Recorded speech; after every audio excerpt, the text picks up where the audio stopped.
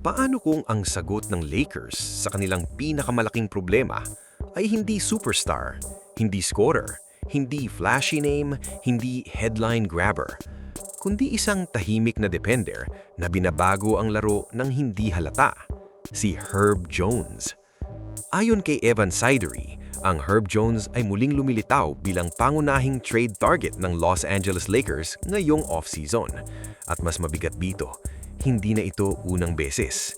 Ibig sabihin, hindi na ito eksperimento. Ito na ay isang seryosong plano. Sa surface level, mukhang simpleng move lang ito. Isang elite defender, isang role player, isang system fit. Pero sa mas malalim na analysis, isa itong admission. Admission na ang Lakers may malinaw na butas sa perimeter defense, na kahit may veterans, kulang pa rin sa consistent na defensive identity. Si Herb Jones hindi scorer, pero siya ang klase ng player na pumipigil sa best scorer ng kalaban. Siya ang nagbabago ng galawan ng opensa kahit walang bola sa kamay. At sa playoffs, ganitong klase ng player ang nagdedetermina ng series. Ngayon, ang proposed package nakatuon sa Jared Vanderbilt, Dalton Knecht at draft capital. Sa papel, mukhang balanced ito, pero sa tunay na basketball value, iba ang usapan. Si Vanderbilt, defensive piece, energy guy, hustle player, pero may injury concerns at limitasyon sa offense.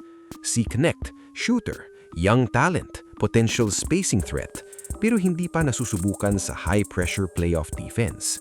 At ang draft picks, future uncertainty. Dito papasok ang real tension dahil ang New Orleans Pelicans hindi rebuilding team. Hindi sila basta magre-release ng elite perimeter defender.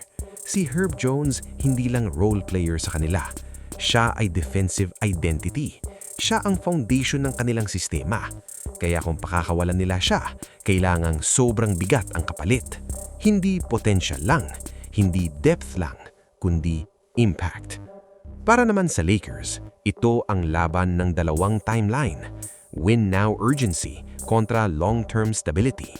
Si LeBron James at ang natitirang championship window kontra sa hindi pa malinaw na hinaharap ng franchise. At dito, nagiging mas mabigat ang usapan dahil paulit-ulit ng pattern ito ng Lakers. Hanap ng defense, hanap ng spacing, hanap ng identity. Pero hanggang ngayon, hindi pa rin fully stable ang sistema. Si Herb Jones hindi lang addition. Isa siyang piraso ng structure. Isang bagay na matagal nang hinahanap ng Lakers mula pa sa championship run nila. Pero ang problema, ang structure may kapalit. At ang kapalit, kadalasan ay future assets. Kaya ang totoong tanong dito, hindi kung fit ba si Herb Jones sa Lakers. Dahil oo, fit siya. Ang tanong ay, handa ba ang Lakers na isugal ang future nila para sa mas solid na present? Dahil kapag ganitong klase ng move ang ginawa, hindi lang roster ang nagbabago, era ang naaapektuhan. At kung matutuloy ito, isang bagay ang malinaw, hindi na cautious ang Lakers. All-in mode na ulit. At sa NBA, kapag paulit-ulit kang nag-o-all-in, walang kasiguraduhan kung may matitira ka pa sa dulo. Ito ang Bench Reaction PH. Maraming salamat po.